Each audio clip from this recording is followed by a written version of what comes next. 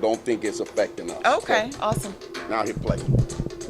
Southwest Florida, welcome back to Lee Pitts Live. We're here at the Miss Jabberwock Contest, and we've crowned a winner. Of course, I served as the one of the judges along with Nikki, First Lady Nikki from Fly 98.5. We have a Delta here at the Delta Sigma Theta Sorority Fort Myers Alumni Chapter.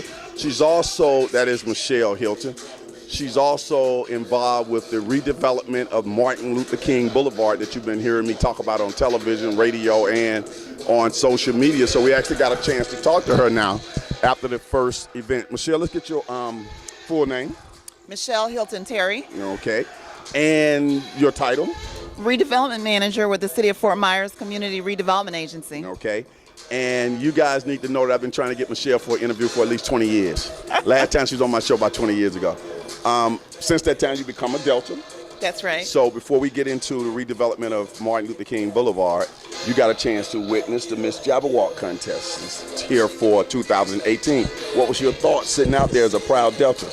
It was very exciting to see the young ladies coming up to know that they will be the next Deltas. Is that like a prerequisite? They don't have to be, but they're more likely they do. But I can see them walking into those shoes. Now, you've been a Delta about less than a year now, right? Just less than a year, exactly. So this will be your first time seeing the contest. Exactly. Okay. From this side. Right. Now, prior to what we saw tonight with these two lovely women, you guys got to work with them behind the scenes and some things. Tell us what y'all did. Well, actually, some of the sorors did get to work with them. They did the dance lessons, as was alluded to so many times tonight.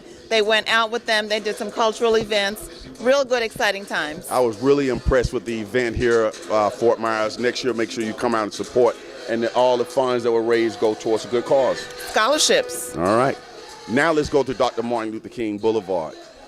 Located, it runs right through the heart of Dunbar community, East Fort Myers area, which is a part of the city of Fort Myers, actually. Oh, yes. It's going to be renovated. Well, what we're talking about is doing an expansion of the Martin Luther King Redevelopment Area. Currently, it just runs along the corridor.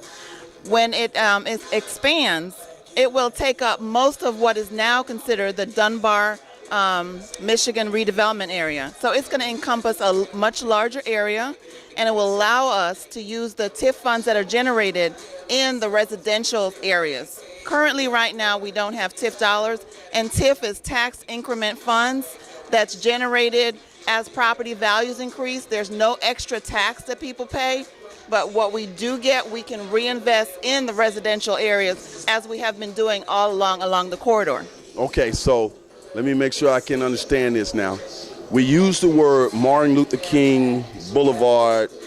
Redevelopment area. Okay, it's redevelopment area. Not just the street Martin Luther King Correct. Boulevard. It's an area set up by the state of Florida through Chapter 163. It allows us to take the dollars that are generated above the year that it was created and reinvest it. And you'll see that we've done grants, Utopia Salon, Boys Funeral Home, the Ark of Safety Daycare, Quality of Life even got a grant. They did a beautiful job there. Clemente Park, we've been working on McCollum Hall for a number of years, getting ready to push that over the edge. And so that's what the redevelopment dollars have been doing for the last 10 years that I've been with the city. So physically down the road, that the Martin Luther King redevelopment area is going to look differently. It's going to expand. Okay. And it's going to take in those residential sections north and south of Martin Luther King. And this expansion really just gives us an opportunity to work in the residential areas where we have not been able to work in the past. Give me some 4 examples of some things you can do in the residential area.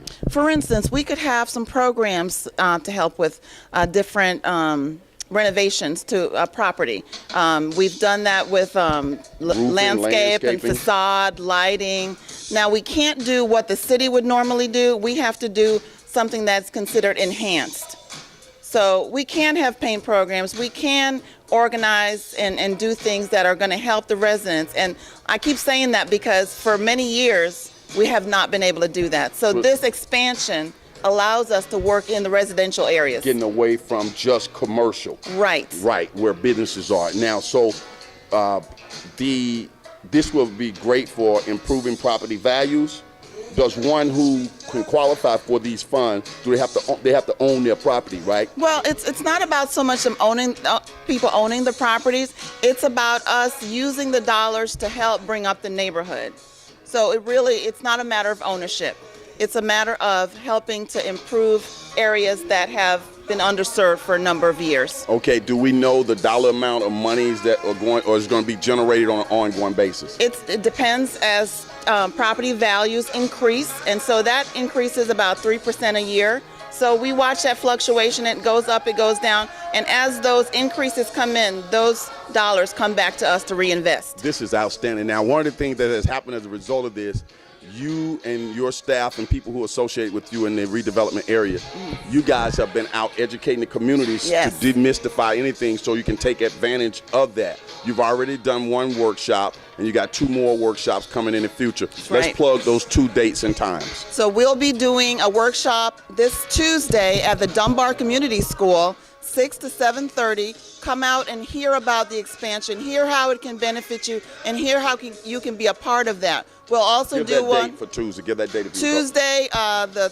13th of February. We'll also be doing one on the 20th of February at Mount Hermon Church. Times? 6 to 7:30, both events. Absolutely free. Absolutely free. And some other perks. And refreshments will be there as well. That's right. And what do they need to bring? They just need to bring themselves and an open mind. And I understand the first one that you did, was that at the Imagine? That was It was at the new IMAG, yes. Okay, so tell us about that one. There was a lot of participation. We got a lot of... Yeah, it was very exciting. We had a good turnout. Lots of people came. They saw it on the social media. They saw it on the TV. The news picked it up. Radio. And they came out and they participated. They listened. And in the end, you get to participate and say what you like about your neighborhood, what you want to change about your neighborhood. We're all in this together.